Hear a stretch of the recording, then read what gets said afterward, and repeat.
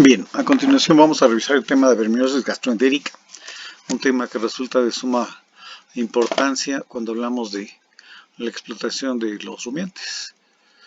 Así que, en el caso de la verminosis gastroentérica, se trata de un complejo de enfermedades parasitarias asociadas a nemátodos, que incluye más de 10 géneros, que se distribuyen en el compartimento gástrico, en este caso debemos de considerar al género Monchus, con alrededor de 9 especies, una sola de Mecistocirrus, el género Teladorsagia, antes denominado Ostertagia, que tiene más de 16 especies, el género Coperia, que también tiene más de 10 especies, el género Tricostrongylus, con una cantidad similar. En el caso del intestino delgado, va encabezado por el género Tricostrongylus, también por Coperia, por Nematodirus, varias especies de Nematodirus, una sola de Strongyloides papilosus, Monostomum, al menos un par de especies, el género Toxocara con Toxocara vitulorum, y en el caso del intestino grueso, el género Esophagostomum, con varias especies también, una sola de Cavertia ovina, el género Trichuris y el género Scrojavinema. ¿Sí? Varios de estos géneros tienen sinonimias. La primera de ellas que es importante es el caso del Hemoncus, que por las características de la hembra recibe la denominación de gusano en palo de barbería. En el caso del Teladorsagia se le conoce como gusano café, un gusano hematófago. En el caso de Monostomum como gusano ganchudo, hay que recordar, es un pariente cercano de Ancylostoma. En el caso de Esophagostomum, el gusano nodular. Y finalmente el caso de Trichuris como gusano látigo. ¿Sí? En el caso del gusano en palo de barbería es muy característico. Aquí podemos ver cómo el tubo digestivo es bordeado por los órganos genitales y esto le da un aspecto singular que justamente se asocia con lo de palo de barbería. Así que ya vimos varios sinónimos, de manera que concentrémonos. En realidad la verminosis gastroentérica corresponde a un complejo de enfermedades parasitarias que incluye 2, 4, 6, 8, 10, 12, 13 géneros, ¿sí? Que están ubicados, como lo señalé, en el estómago, en el intestino delgado y el intestino grueso, de tal manera que resulta común que cualquier rumiante esté parasitado por alguno de estos géneros. Originalmente se podían llegar a encontrar de 6 a 8 géneros. Esta situación se ha ido reduciendo dado el impacto que ha tenido el tratamiento, y sobreviven sobre todo los nemátodos del grupo de los tricostrongílidos, entre los que destaca Hemoncus, con una notable capacidad de desarrollar resistencia, Tricostrongylus, Ostertagia y Coperia. ¿Sí? Entonces aquí hay que puntualizar específicamente. Hemoncus resulta el nemátodo más importante en los pequeños rumiantes, en tanto que Coperia lo es en el caso de los grandes rumiantes.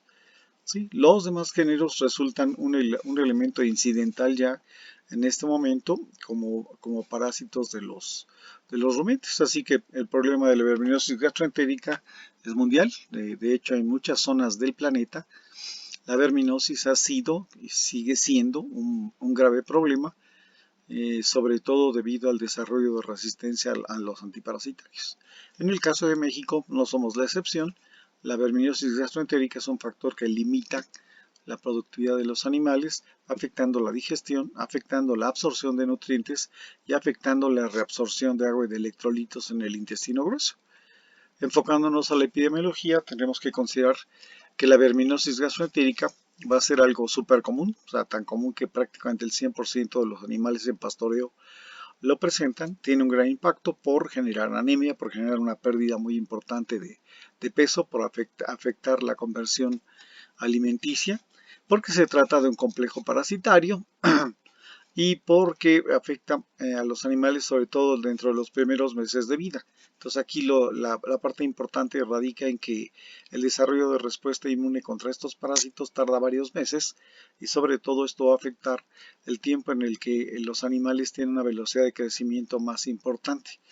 Otro aspecto que es interesante es que la presencia de los parásitos induce localmente la respuesta inmune, de tal modo que su presencia se asocia con la inmunidad. Si llegan a desaparecer, también desaparece la inmunidad. Así que aquí se necesita la persistencia del parasitismo para mantener la respuesta inmune, y esto genera una condición importante ya que estos animales se hacen portadores y esto genera una gran contaminación del ambiente, así que los animales tienen que convivir con el problema parasitario para poderse mantener adecuadamente.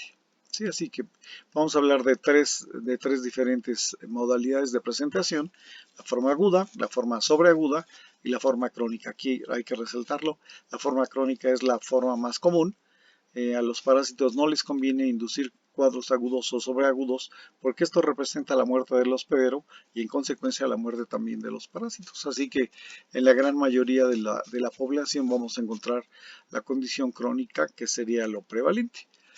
Si hablamos de los hospederos, pues ya señalamos, los animales adultos se comportan como portadores, ellos van a ser los responsables de contaminar el entorno y hacer que los animales jóvenes se infecten. Estos animales van a desarrollar su respuesta inmune durante los primeros meses de vida, periodo en el que resulta de mayor impacto su presencia. Ya señalamos, se trata de una inmunidad que no es estéril, se necesita mantener una cierta tasa de parasitismo para mantener la respuesta. Si esta parasitosis desaparece también la inmunidad y el animal se vuelve a ser susceptible. De modo que esto va a ser más común en sistemas de producción a nivel extensivo, ¿sí? Aunque no es raro encontrarlos en animales que se encuentran confinados cuando se alimentan con forraje de corte que ha sido pastoreado por animales infectados. Tiene que ver la densidad de animales, esto es, mientras más concentrado se encuentre el ganado, más contaminación se va a producir y más problemático puede resultar el problema. Se han encontrado animales que son genéticamente resistentes y animales genéticamente susceptibles, de tal manera que este es un aspecto que se está buscando, el desarrollar ratos de animales que resulten resistentes para mantener ese tipo de generaciones. También habrá que considerar la opción de que los animales sean importados y que se traigan animales que ya presentan poblaciones de gusanos resistentes que cuando son introducidas a un lugar libre de organismos resistentes pueden transferir la resistencia. En el caso de los parásitos, se trata de organismos que tienen una alta capacidad de oviposición, que pueden llegar a provocar infestaciones bastante importantes. Vamos a hablar de decenas de miles de parásitos, siempre encontrando varios géneros presentes. Como les decía, en los años recientes ya la cantidad de géneros se ha ido reduciendo debido al proceso de selección derivado de la resistencia a los antiparasitarios, que cada vez es más común y que representa un problema muy serio en algunas zonas geográficas. Aquí hay que considerar, se trata de parásitos quimófagos, de parásitos cistófagos y de parásitos hematófagos. Particularmente son importantes los hematófagos y existen una serie de elementos que son muy importantes en la biología de este tipo de organismos. Estos son derivados de la adaptación evolutiva. ¿Sí? De manera que tenemos que puntualizar la hipobiosis, el fenómeno de alza de primavera, el fenómeno de autocura y el fenómeno de resistencia a los antiparasitarios. En el caso de la hipobiosis, esta se va a inducir cuando los estadios infectantes, las larvas 3 activas, son expuestas a bajas temperaturas, de tal manera que esto puede hacer que mueran una gran cantidad de larvas y las que sobreviven tienden a desarrollar el fenómeno de hipobiosis, que consiste en detener la evolución de los estadios larvarios, básicamente en el estadio de larva 4, lo cual puede durar varios meses y que en teoría debe de reducir el impacto que tiene el parasitismo sobre los hospederos. ¿Sí? Así que este fenómeno de hipobiosis prepara al hospedero y prepara a los parásitos para enfrentar una temporada en la que se reduce la cantidad y la calidad del alimento y el animal va a entrar en un estado de estrés nutricional derivado de esta condición, de manera que va a perder peso derivado de la toma de material de reserva, y va a generar esto un gran problema al metabolismo de los animales. Así que, en teoría, se trata de un fenómeno de adaptación que va a reducir el impacto de los parásitos sobre el hospedero y permite que sobrevivan tanto los parásitos como el hospedero. Ya señalé, el proceso puede durar varios meses. En teoría, el impacto va a ser menor.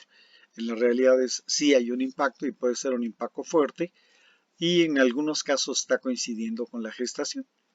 El fenómeno de alza de primavera está relacionado con la ruptura del fenómeno de hipobiosis y esto a su vez se debe al mejoramiento climático, el mejoramiento del medio ambiente, al hecho de que el animal ya dispone de más nutrientes, de que se recupera de ese estrés nutricional, pero también está relacionado con la relajación de la respuesta inmune, lo cual permite la conversión de los estadios larvarios en estadios adultos y tiene un efecto muy favorable para los gusanos, ya que los huevos que se eliminan en este periodo, que sería periférico a la primavera, permite que los huevos sobrevivan mejor y que se desarrollen fases infectantes. Así que esto es importante, está conectado con factores de tipo hormonal, en este caso puede estar ligado con el parto, puede estar ligado con la prolactina también, y es importante porque permite que los animales portadores de estos estadios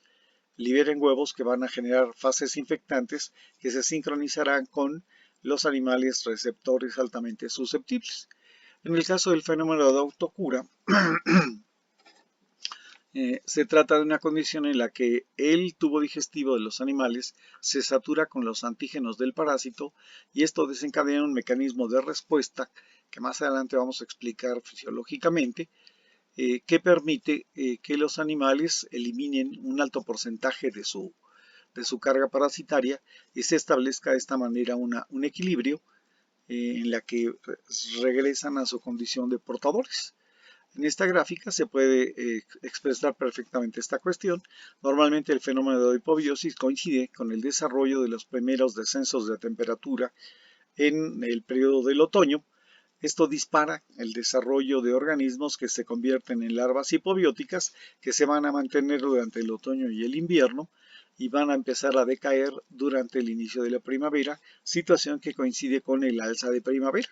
Entonces, esto permite a su vez que empiece a haber una gran cantidad de organismos adultos y se empieza a generar la contaminación del ambiente, lo cual coincide con condiciones ambientales que permiten el desarrollo de larvas infectantes.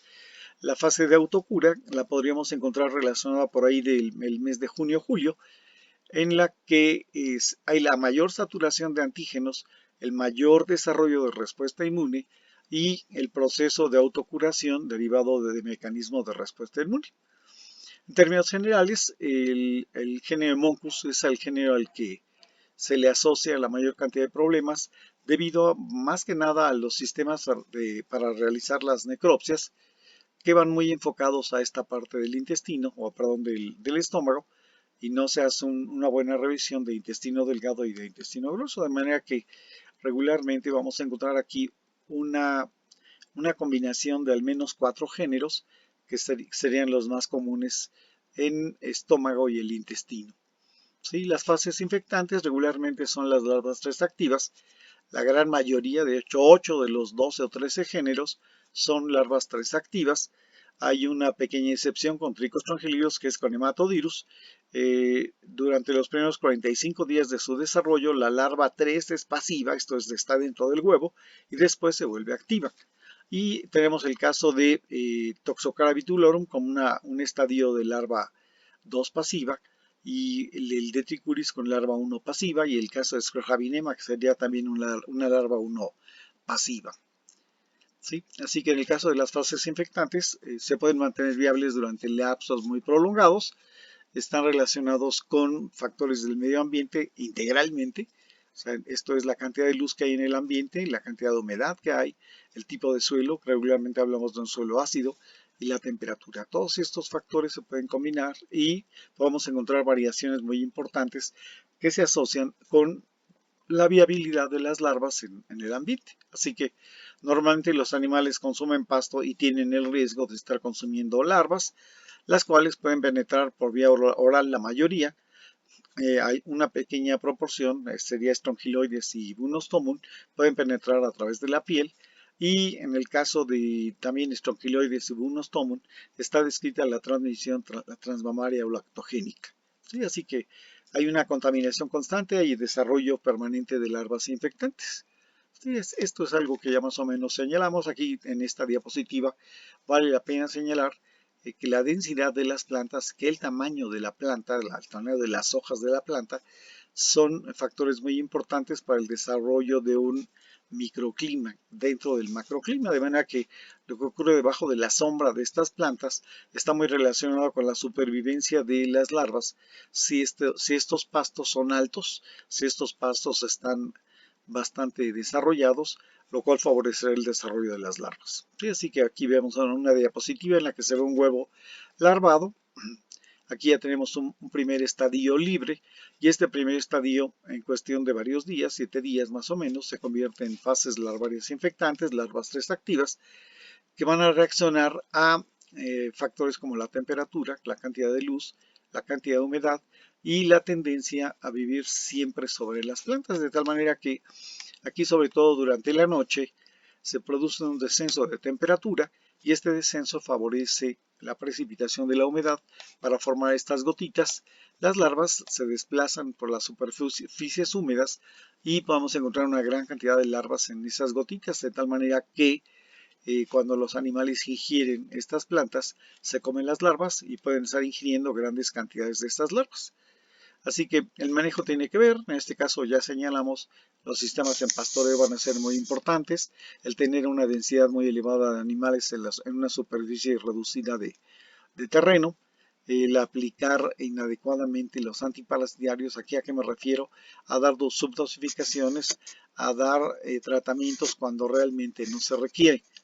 ¿Sí? De modo que sí, es bien importante, o sea, cuál es el objetivo de los antiparasitarios, cuál es el objetivo del acto de desparasitar, y también considerar que hay antiparasitarios de amplio espectro y antiparasitarios de espectro bastante reducido. ¿Sí? Así que es bien importante en este caso la consideración de qué es lo que piensa la persona que va a desparasitar y cuál es el objetivo de la desparasitación. ¿Sí? De manera que aquí se está observando un fenómeno importante relacionado con resistencia.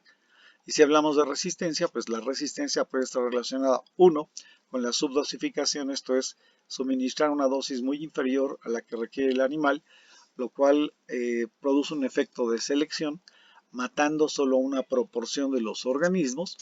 Otro aspecto muy importante es repetir el principio activo o la familia que se está utilizando, de tal manera que otra vez se produce un proceso de selección que gradualmente hace que sobrevivan solo los organismos resistentes. Aquí habrá que considerar el organismo resistente es un organismo pues diferente, es un organismo mutante prácticamente porque tiene características fisiológicas que le permiten resistir la actividad de los antiparasitarios, y en la medida que se utilizan con frecuencia este tipo de productos, se van a ir seleccionando este tipo de organismos. Otro aspecto importante es el manejo, esto es, puede estar relacionado esto, por ejemplo, con la exposición a luz intensa, o puede estar relacionado con la exposición a altas temperaturas. ¿Qué le va a pasar a los medicamentos? Pues se van a desnaturalizar, y esto impide que resulten efectivos dada esta variación estructural o de la estructura tridimensional que le permitiría actuar como producto antiparasitario.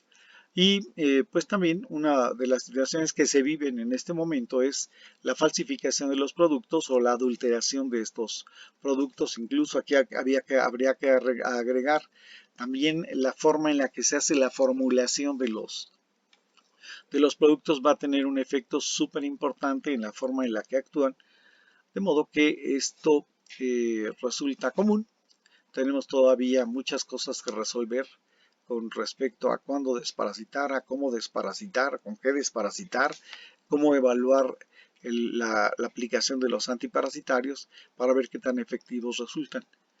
De tal manera que hay que considerar aquí que la verminosis gastroentérica se trata de una enfermedad con elevadísima morbilidad. Es una enfermedad de la que debemos de preocuparnos de cómo manejarla, de cómo es la condición en la que están los animales, que puede asociarse a brotes. Esto es, pueden presentarse temporadas en las que sean las condiciones ambientales excepcionalmente adecuadas para que una gran cantidad de larvas se desarrollen en los pastos y los animales desarrollen una carga muy importante de parásitos. Considerar también que el parasitismo crónico sería la condición dominante, y en este caso tendríamos que desarrollar sistemas para evaluar el efecto del parasitismo que nos den una imagen adecuada. De tal modo que tenemos problemas por mala conversión, tenemos problemas por muertes, tenemos problemas porque los animales se quedan rezagados en su crecimiento y ya difícilmente se van a recuperar. Incluso hay que considerar el concepto de desparasitación. Cuando se hace inadecuadamente, pues representa también una pérdida económica. Por esta razón entonces, o por todo ese conjunto de razones, resulta de gran importancia tener una idea clara de qué es lo que estamos haciendo si vamos a manejar este problema.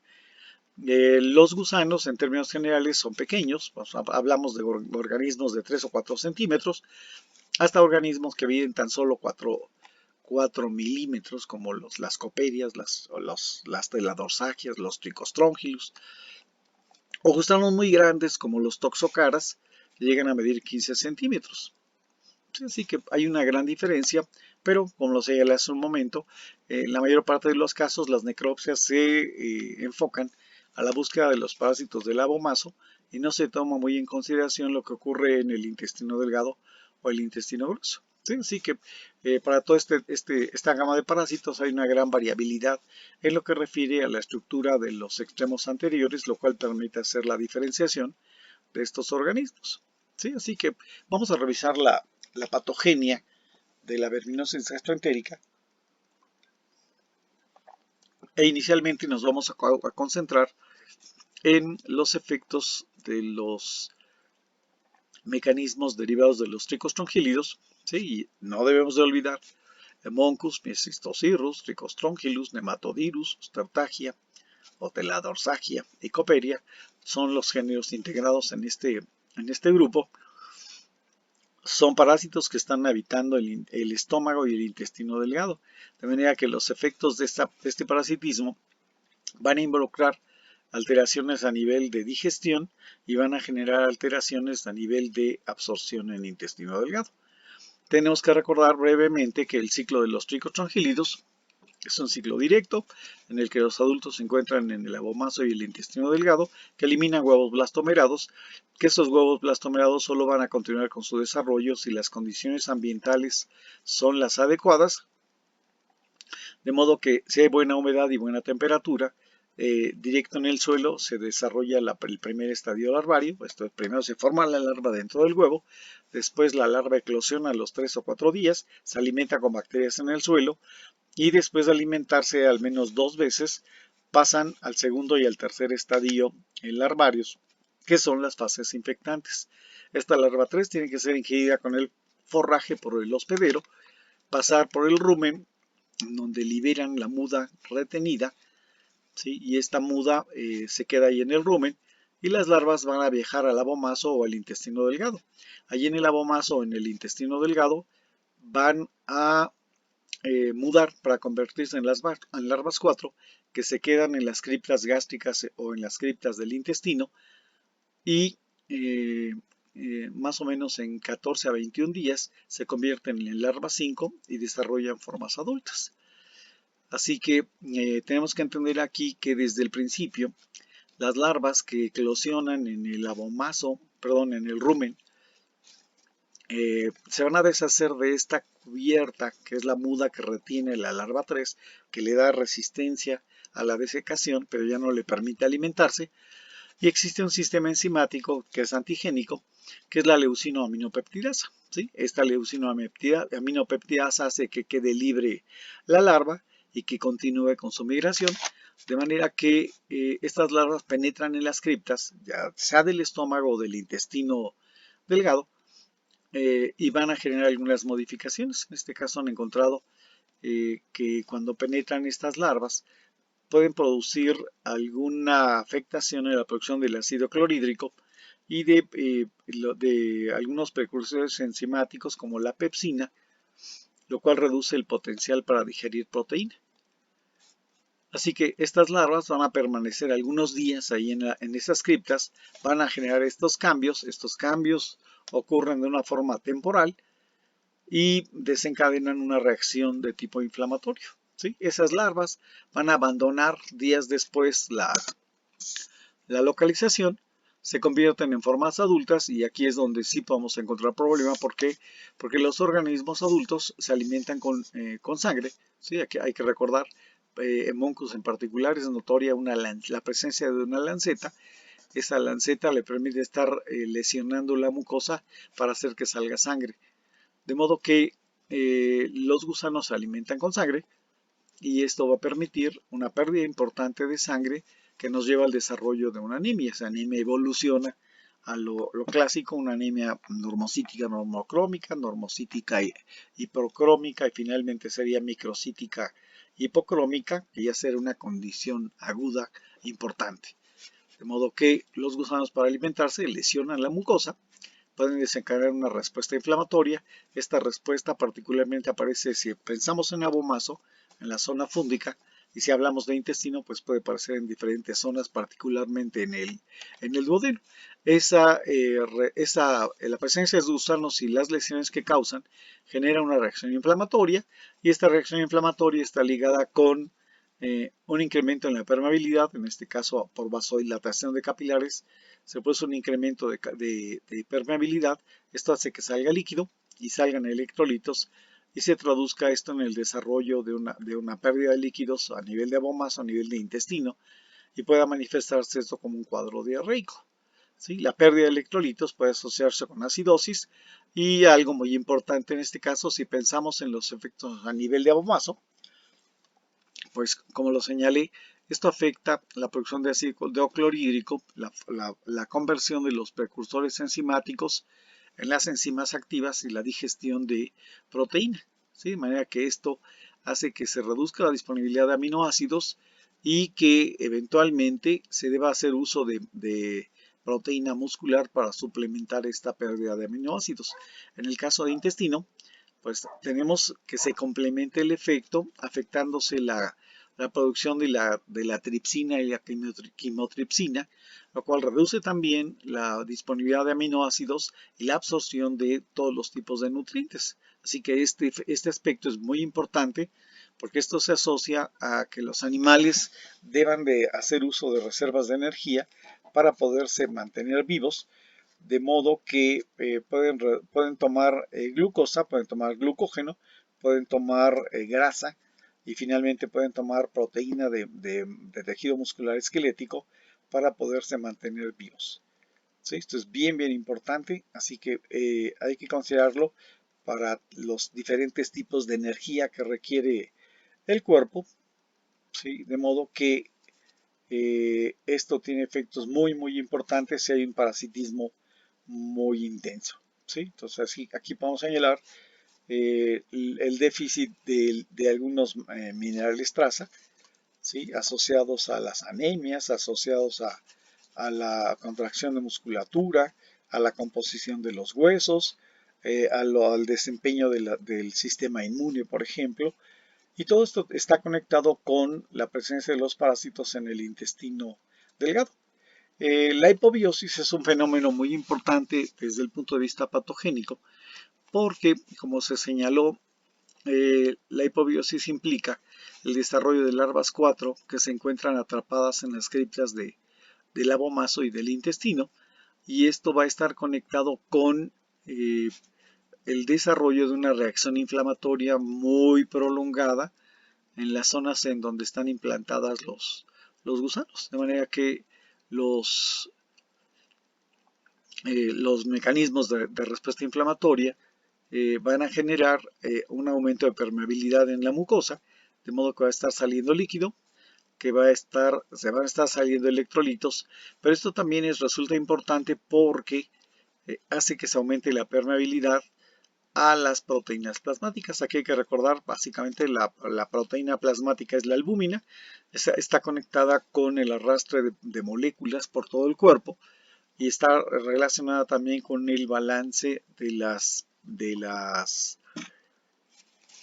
presiones, en este caso la hidrostática y la coloidosmótica, de tal modo que cuando se pierde la proteína, el líquido se extravasa, ¿sí? Esto puede generar edema, ¿sí? Esto puede ser visible y compararlo con el edema que genera fasciola por el déficit de albúmina, y los organismos lo que hacen es compensar esta pérdida de proteínas removiendo proteína muscular, de modo que se empieza a perder masa corporal y los animales adelgazan.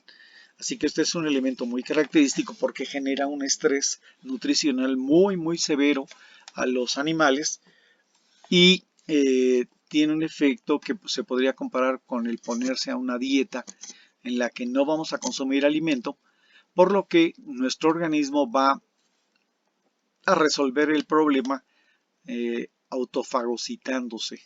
O sea, tendría que hacer uso de todas sus reservas de energía en las secuencias que ya conocemos, y esto va a tener una repercusión muy fuerte que ocurre anualmente para los animales.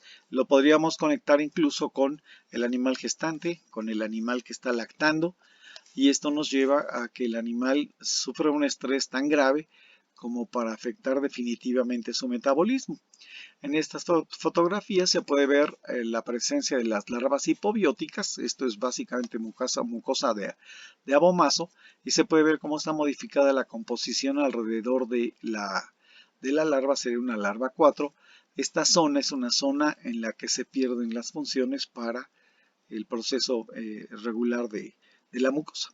¿Sí? Así que en el caso de estos organismos tendremos afectada la capacidad de digestión, tendremos afectada la capacidad para utilizar aminoácidos o para disponer de aminoácidos, y esto va a hacer que se afecte la masa muscular, y se podría compensar esta cuestión con lo que ocurre en el intestino delgado, porque el intestino delgado, en lugar de estar obteniendo nutrientes, va a estar perdiendo sobre todo proteína.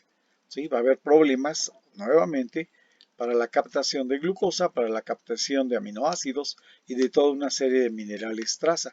De hecho, incluso se ha observado que los animales que tienen este tipo de parásitos tienen problemas con la disponibilidad de ácidos grasos volátiles, butírico, acético, propiónico, que son muy importantes para la síntesis de glucosa a nivel de hígado, por lo que esto también tiene un impacto. Hace un momento hablábamos del fenómeno de autocura. Este fenómeno de autocura está enfocado particularmente a los estadios larvarios. Entonces aquí hay que recordar, los estadios larvarios son nemátodos pequeños, son nemátodos sensibles, tienen una falsa cavidad corporal, de manera que se ha encontrado que en presencia de este tipo de parásitos se activa la respuesta celular, y esta respuesta celular está conectada con la proliferación de linfocitos citotóxicos en la mucosa del intestino, que se adhieren a la superficie de los gusanos, pero también está relacionada con la respuesta humoral con anticuerpos fijadores de complemento.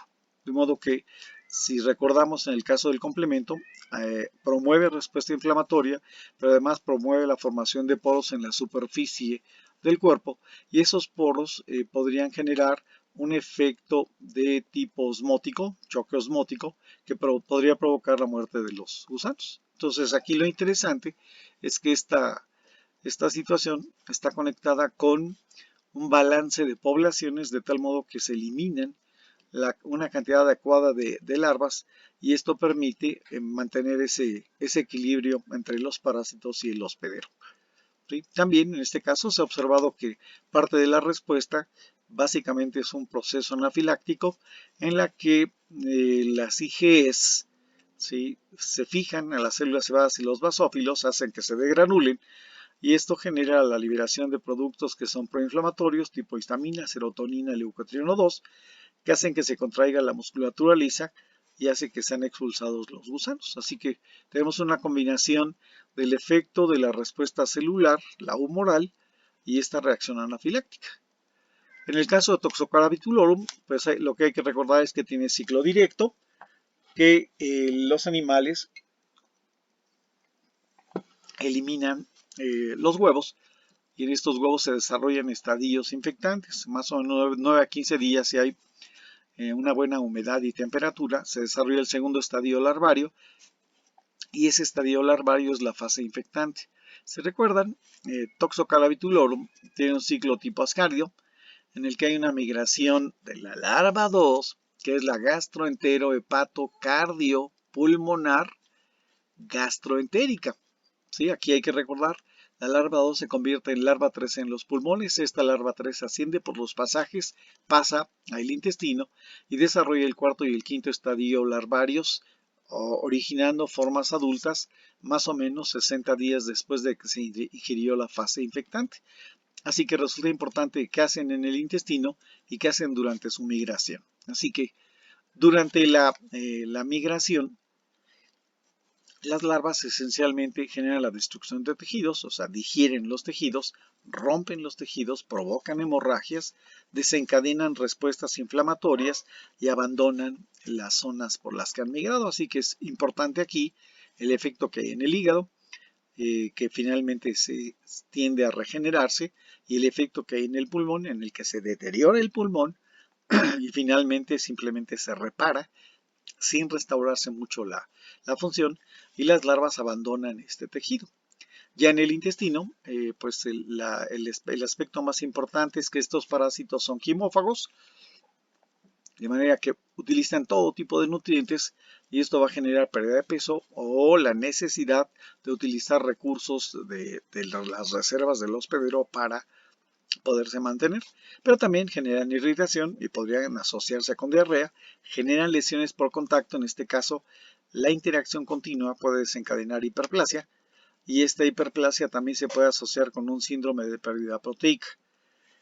Muy esporádicamente podríamos llegar a encontrar un efecto de obstrucción, ¿sí? O la inducción de torsiones, ¿sí? Y más raramente todavía efectos de la migración errática, ¿sí? Así que aquí se puede ver lo que ocurre.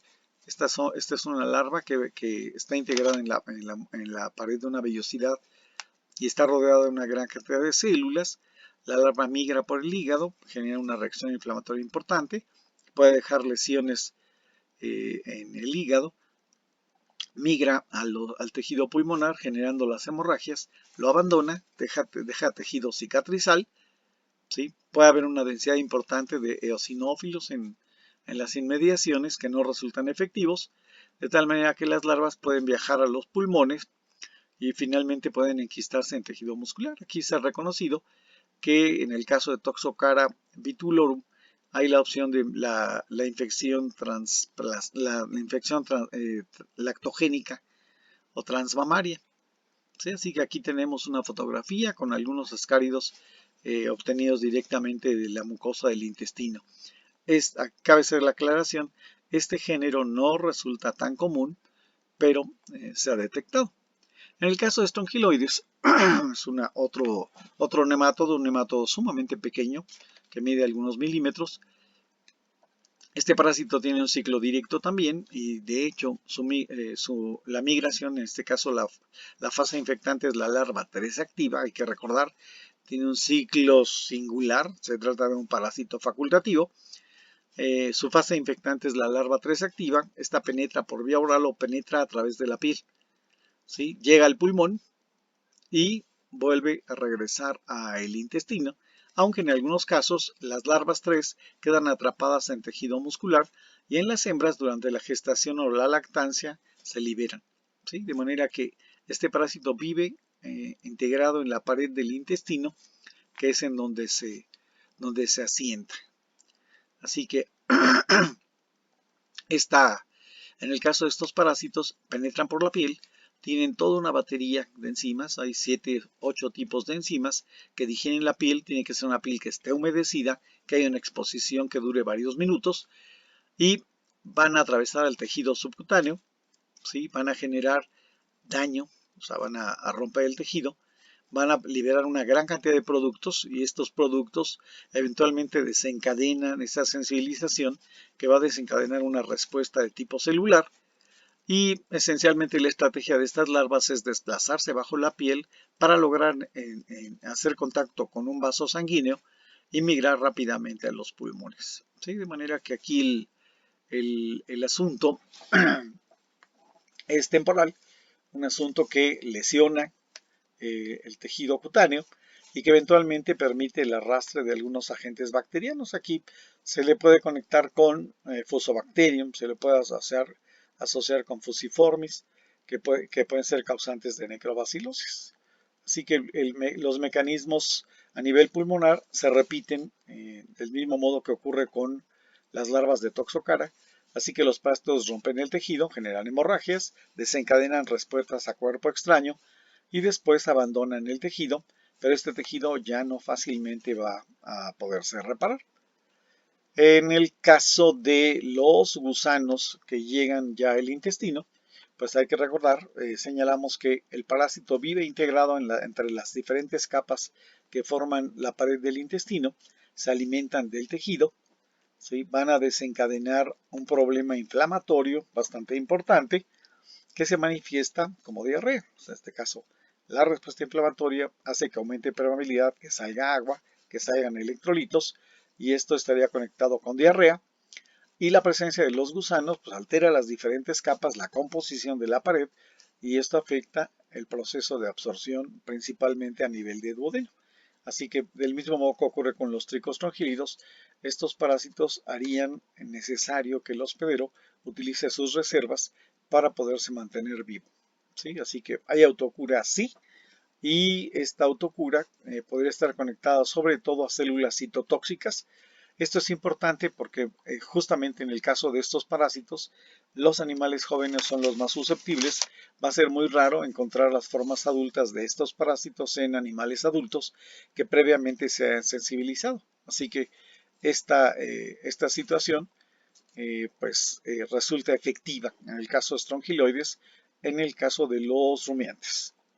En el caso del ciclo biológico en el caso de la patogenia por Bunostomum, pues lo que tenemos que recordar con Bunostomum es que es un hematófago y su ciclo esencialmente es parecido al de estrongiloides. Esto es, los adultos eliminan huevos, estos huevos son huevos blastomerados, dan origen a larvas y la fase infectante es la larva 3 activa que penetra por vía oral o que penetra por la piel.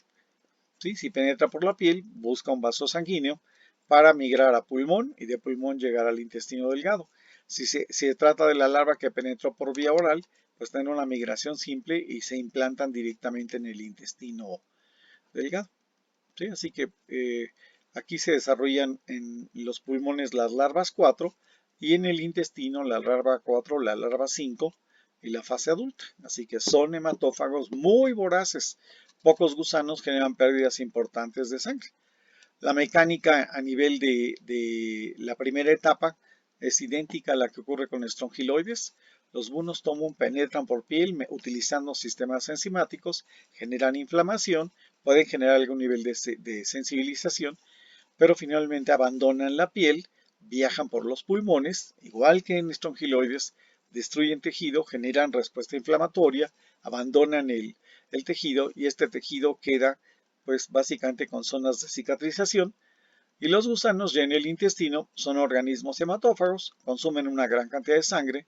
De hecho, aquí hay que recordar, particularmente este tipo de gusanos producen anticoagulantes y estos anticoagulantes pueden retrasar hasta 12-13 minutos el proceso de coagulación. De modo que tienen un papel importante induciendo anemia, puede ser una anemia ya de tipo microcítico hipocrómico, y una buena parte de la anemia está asociada con la pérdida de la hemoglobina directamente en el intestino, aunque una buena parte también de esa hemoglobina es utilizada en el metabolismo de los gusanos. Están plenamente identificados una serie de sistemas enzimáticos que le permiten a los gusanos utilizar íntegramente esta proteína. Así que es bien importante el efecto de estos gusanos porque muy poquitos generan daños muy importantes. Se ha identificado también con Bunostomum la existencia del proceso de hipobiosis, así que en este caso la hipobiosis de Bunostomum podría estar conectada con la hipobiosis asociada a los tricostrongylidos y agravar muchísimo el proceso. En el caso de Sophostomus nicaverdia, hay que recordar estos organismos son estrongílidos. ¿Sí? ¿Qué pasa? Pues estos tienen coronas foliáceas y se alimentan sobre todo de mucosa del intestino grueso. Ellos eliminan huevos blastomerados y estos huevos blastomerados, si hay la condición apropiada de temperatura o humedad, dan origen a larvas 3 como fases infectantes. Estas solo penetran por vía oral y pasan por todo el intestino, llegan al intestino grueso, se proyectan a la serosa del intestino grueso, ahí desarrollan el cuarto estadio, el larvario, formando una pequeña nodulación en el intestino grueso, y después salen ya como larva 5 para convertirse en adultos más o menos 8 o 12 semanas después de que ingresaron. No hay que olvidar aquí que en las reinfecciones, las larvas 4 tienden a ser retenidas en la serosa del intestino grueso, de tal manera que forman nodulaciones, y debido a estas situaciones que se les da la denominación, particularmente cefagostoma, de gusano nodular. ¿Sí? ¿Qué pasa con eso? Con gusano nodular tiene consecuencias el que se quede en forma de nódulo. De manera que en el caso de la patogenia de estos parásitos, pues básicamente lo que tenemos que considerar es que entran como larvas 3, que tienden a sentarse en la serosa del intestino grueso, dan origen a granulomas allí en la mucosa. Estos granulomas incluso se pueden llenar de material exudativo, pero en la primera infección la situación pues es de una involución, de modo que estos gusanos abandonan la lesión nodular, esto se restaura y la situación involuciona. El problema es cuando esta situación se repite, esto es, el animal se reinfecta y esta reinfección hace que se acentúe la formación de los nódulos y con los nódulos quedan atrapadas las larvas de tal manera que se llenan de exudado incluso de tipo gaseoso, y esto genera generan lesiones que incluso a nivel de rastro pueden hacer que sea decomisado el intestino grueso por el aspecto que ofrece. En el caso de los adultos, pues esencialmente se alimentan de la mucosa, son como rasuradoras vivientes, de modo que se van alimentando del tejido, ¿sí? Van erosionándolo, pueden desencadenar una respuesta inflamatoria más o menos importante, pero esto en términos generales los animales lo van soportando. Entonces, ¿cuál es el efecto en este caso?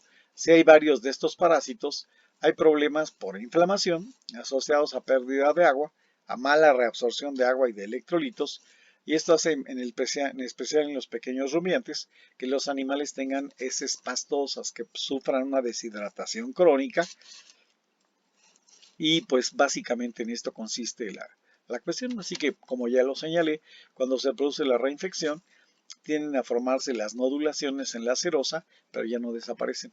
¿Sí? Y esto hace que cambie el aspecto de la víscera, de tal manera que puede provocar esto decomiso a nivel de rastro, o puede hacer que se produzcan fenómenos ligados con mala reabsorción de agua y de electrolitos. En el caso de Trichuris, las cosas son más simples, pero mucho más crónicas. En el caso de Trichuris hay que recordar, vive en el intestino grueso, elimina huevos con las heces. Dentro de esos huevos se origina el primer estadio larvario, más o menos a las 12 semanas, 13 semanas, tiene que ser ingerido. La larva se libera en el intestino delgado y migra directamente en la mucosa, dando origen a larva 2, larva 3, larva 4 y finalmente adultos. 3 meses, 4 meses, organismos que están adheridos a la mucosa fijamente. ¿Qué pasa con estos parásitos? Pues estos parásitos se adhieren, tienen una lanceta en el órgano bucal y se alimentan con sangre. Se dice que son hematófagos moderados. Estos organismos hematófagos moderados van a provocar una pérdida continua de sangre, ¿sí? Lo cual contribuye al desarrollo de la anemia. Pueden generar alguna forma de inflamación, aunque aquí es interesante. Se ha encontrado que estos gusanos pueden tener una capacidad de inmunomodulación o de modulación de la respuesta inflamatoria que hace que el intestino no se inflame muy severamente. De modo que si consideramos en este caso a Trichuris, el problema básico es la pérdida de sangre, ¿sí? Y aquí hay pues toda una serie de cuestiones que resultan importantes y que tienen que ser dilucidadas, ya que se ha encontrado que este tipo de parásitos pueden modular de forma muy importante la inflamación, pero lo hacen a través de la modulación de la microbiota. Entonces, esto es algo que se tiene que estudiar para ver qué demonios es lo que está pasando. En el caso de Sclerotinia, que es el oxiuro de los rumiantes, este parásito vive en la luz del intestino grueso, se alimenta de productos de desecho del hospedero y realmente no representa ningún problema para la condición nutricional de los animales. Así que, como les decía, el cuadro clínico de la averminosis gastroentérica puede ser una condición aguda o sobreaguda. Esto estaría conectado con la presencia de una gran cantidad de organismos. Vamos hablando de 10, 12 mil gusanos que se encuentran mezclados y que van a generar este cuadro diarreico con una abundante pérdida de sangre que mata rápidamente a animales que simplemente se deprimen, dejan de comer y mueren en medio de un cuadro diarreico hemorrágico bastante importante.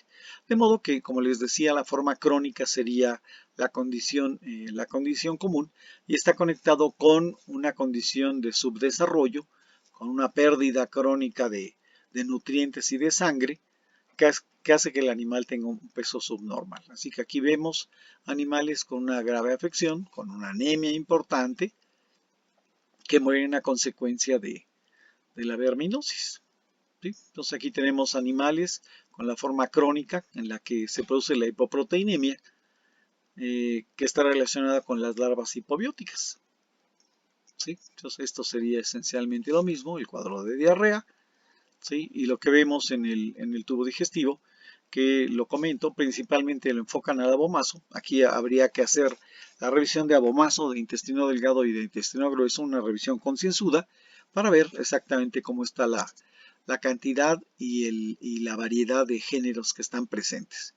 En esta diapositiva se puede observar las lesiones nodulares producidas por larvas que entran en hipobiosis y que se asocian con este síndrome de pérdida proteica y de pérdida de agua, que está conectada con la inflamación crónica. ¿Sí? Aquí también vemos las nodulaciones que generan las larvas en la mucosa del abomazo y la combinación que podemos encontrar: gusanos adheridos en la mucosa que sean básicamente bunostomum, alimentándose de sangre, generando enteritis, los toxocaras, los tricuris, ¿sí? Las lesiones asociadas a bunostomum, la presencia de inflamación en el intestino derivado de estrongiloides, las lesiones denominadas de mancha de leche asociadas a la migración de ascáridos en el intestino y el aspecto que ofrece un abomazo con una gran cantidad de gusanos que, como lo señalé, son muy conectados con, bueno, muy asociados al Hemoncus. Así que aquí vemos lesiones nodulares que son exudativas, o sea, perdón, con exudado purulento o exudado gaseoso, ¿sí? Muy característico de esofagostomum. Así que en la parte de diagnóstico, pues sobre todo se hace un diagnóstico clínico, que es lo que vemos, pues los animales con un peso subnormal, con animales que avanzan lentamente en su crecimiento, con animales débiles, con animales anémicos.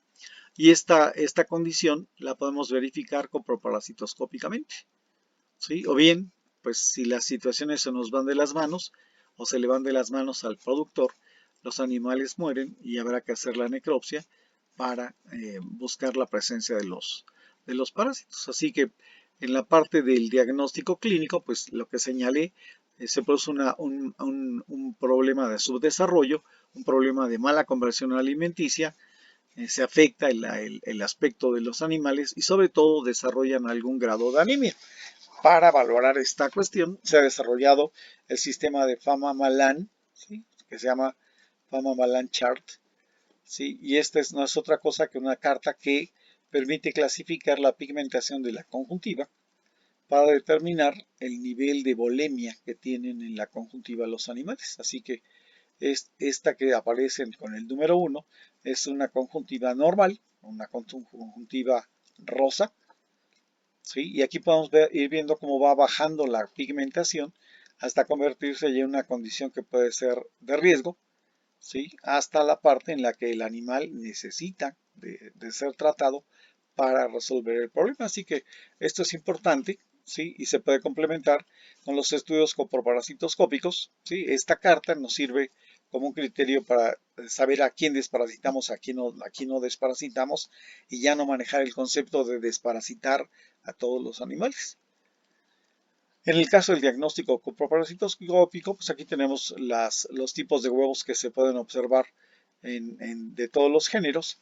Aquí tendríamos el de Toxocara vitulorum, el de Trichuris, el de Strongyloides, que puede corresponder a Hemoncus, a Trichostrongylus, a Teladorsagia, a Bunostomum, a Coperia, a Cabertia y a Esophagostomus.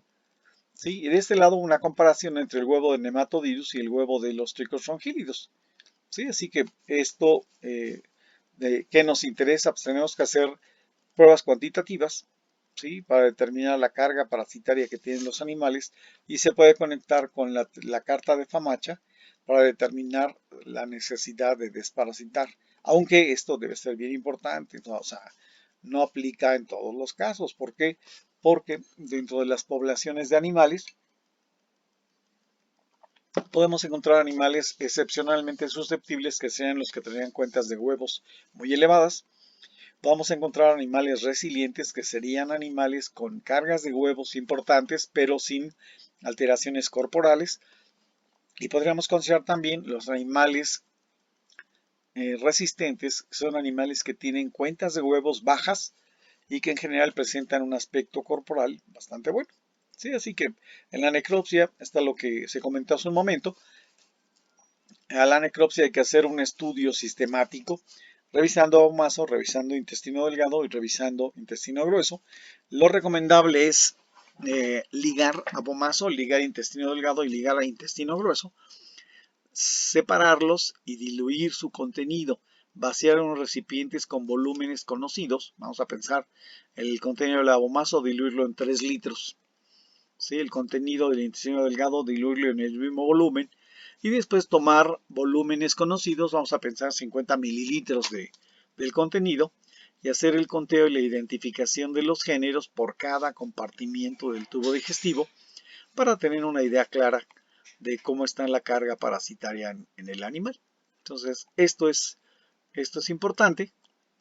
En algún momento se establecieron programas de pronóstico que pretendían. Estos sistemas de pronóstico permitían, en base a las condiciones de clima, que ahora ya no son tan válidas, ¿sí? Porque antes se tenía un patrón muy característico de clima que ya no es tan consistente, haciendo correlaciones contra los conteos de huevos, tomando muestreos cada 15 días o cada mes de los dos grupos de población, animales adultos, animales jóvenes, y establece correlaciones estadísticas contra la condición climática. ¿Sí? Entonces, esto permitía, en base a la aplicación de la estadística, determinar cuándo se tenía que aplicar el tratamiento. Con los esquemas actuales,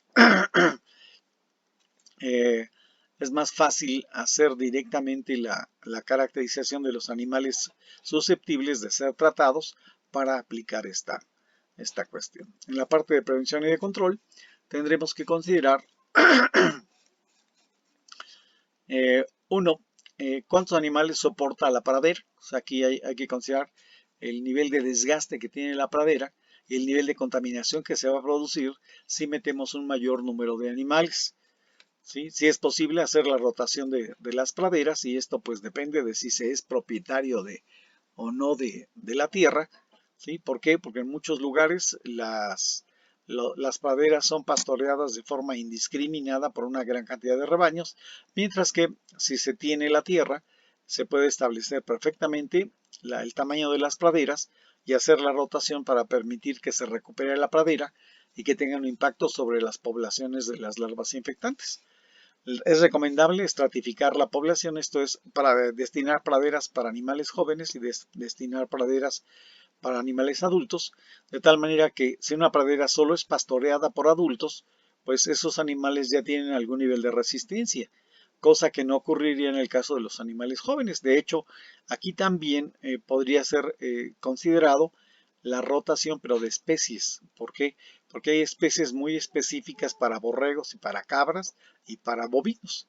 De tal manera que si pasamos animales ovinos en una pradera de bovinos, estos van a eliminar por completo o va a tener un impacto importante sobre las larvas infectantes que afectarían a los bovinos.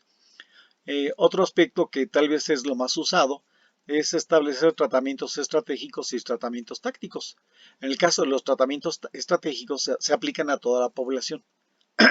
¿Qué va a implicar esto? Pues esto puede estar ligado, por ejemplo, al periodo de otoño, en el que se cambian la cantidad y calidad del alimento y además las larvas entran en hipobiosis. Ahí podemos aplicar un tratamiento que afecta a toda la población para reducir parejo esta cuestión. En el caso de los tratamientos tácticos, justamente se establecen solo en los animales que requieren la desparasitación. Por esta razón, la aplicación de estos solo sería en los animales que estén muy deteriorados y requieran de este procedimiento. Va a ser importante también para mantener la viabilidad de los principios activos, hacer la rotación de los antiparasitarios. ¿Qué implica esto? Pues rotar familias. Entonces hay que considerar, tenemos imidazodiazólicos, tenemos benzimidazólicos, tenemos las lactonas macrocíclicas, y tenemos las tetrahidropiridinas, por ejemplo. Se puede hacer la rotación y de esta manera mantener viables a todas las familias, cosa que no se ha hecho y que pues lamentablemente es un vicio, ¿sí? El hecho de que la gente ha estado utilizando los principios activos hasta que dejan de tener efecto y aparece la resistencia, ¿sí? Entonces es importante, si aplicamos antiparasitarios, a los 15 a los 20 días volver a tomar muestras de los animales para ver si el producto está teniendo un efecto que resulte el adecuado, ¿sí? Y en algunos casos pues hay la propuesta de establecer procesos de control biológico a los que más adelante nos vamos a referir, ¿sí? Así que esta es la condición. Si hablamos del tratamiento, pues aquí está lo que les decía. Están los imidazotiazólicos. En el caso de los imidazotiazólicos está el levamisol, ¿sí? Este trabaja a nivel de la fumarato reductasa, ¿sí? De tal manera que prácticamente se suprime el ciclo de Krebs en estos organismos y mueren. Las dos moléculas que pertenecen a esta familia incluyen al levamisol y al tetramisol. Después tenemos a los benzimidazólicos. Estos trabajan sobre la tubulina, ¿sí? Impiden la repolimerización de la tubulina y esto afecta componentes del metabolismo de estos organismos. Así que en estos se puede incluir al tiabendazol, al albendazol, al fenbendazol, al cambendazol y algunos otros más que han sido utilizados. En el caso de las lactonas macrocíclicas, básicamente se asocian con el ácido gamma aminobutírico y bloquean en este caso el potencial postsináptico. ¿Sí? Entonces aquí básicamente se afecta la neurotransmisión y esto impide que los organismos se puedan alimentar. ¿Sí? Así que hay una lista más o menos importante, hay que recordar la ivermectina, la moxidectina, etcétera, pero particularmente la ivermectina son productos que tienen un impacto ecológico importante, ¿sí? Y son pues probablemente la ivermectina de los antiparasitarios más utilizados, ¿sí? Entonces aquí uno de los efectos que se ha encontrado con la ivermectina es que pueden dañar a las poblaciones de escarabajos coprófagos. Exactamente como actúa con los gusanos, actúa sobre los artrópodos y se ha observado una reducción de las poblaciones de escarabajos que consumen heces que contienen ivermectina. Una familia relativamente nueva incluye al acetonitrilo, ¿sí? Esto es algo interesante, tiene algunos años de que se introdujo, pero no existe en México, ¿sí? Otra opción que se viene manejando es la vacuna contra Moncus, ¿sí? Aquí un detalle que es interesante es, por ejemplo, en el caso de los ovinos, en especial en la zona en la que nos encontramos, el 70-80% de los parásitos que tienen los ovinos son Hemoncus. Entonces ya desarrollaron una vacuna que está hecha a base de la pared intestinal de los ovinos, la cual contiene una proteína que es bastante inmunogénica, que inyectada en los animales desencadena una respuesta inmune bastante importante que reduce la concentración de huevos y reduce la implantación de parásitos en el intestino. Esta vacuna no existe en México, se vende en Australia, se vende en Nueva Zelanda y aparentemente en Europa ya está en uso, ¿sí? Aquí está la molécula, ¿sí? Es una proteína del tubo digestivo de los Hemoncus que funciona como inmunogénico. Otras situaciones que se están manejando y que pues son un intento de regresar a los orígenes Incluyen suministrar agujas de cobre que vienen en cápsulas. ¿Qué van a hacer estas agujas? Estas agujas se entierran en la mucosa del intestino y van a generar iones o van a liberar iones, y estos iones tienen un efecto obestático, ¿sí? De hecho, aquí podemos ver el aspecto de las cápsulas, ¿sí? Y las pequeñas agujas que se entierran en la mucosa del abomazo para generar este efecto. O sea, básicamente hablamos del óxido de cobre, que es el que tiene ese efecto.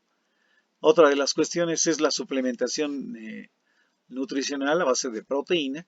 Se maneja el concepto de utilizar forrajes que sean ricos en proteína, pues todo esto tiene un costo y es algo que no se maneja comúnmente. Se han utilizado también algunos hongos, de hecho se les llama hongos nematófagos. Tal vez el mejor ejemplo es este Dudinctonia. Se trata de un hongo que tiene un ciclo biológico que implica su paso por el tubo digestivo de los animales, y se ha encontrado que los animales al defecar eliminan esporas de estos hongos.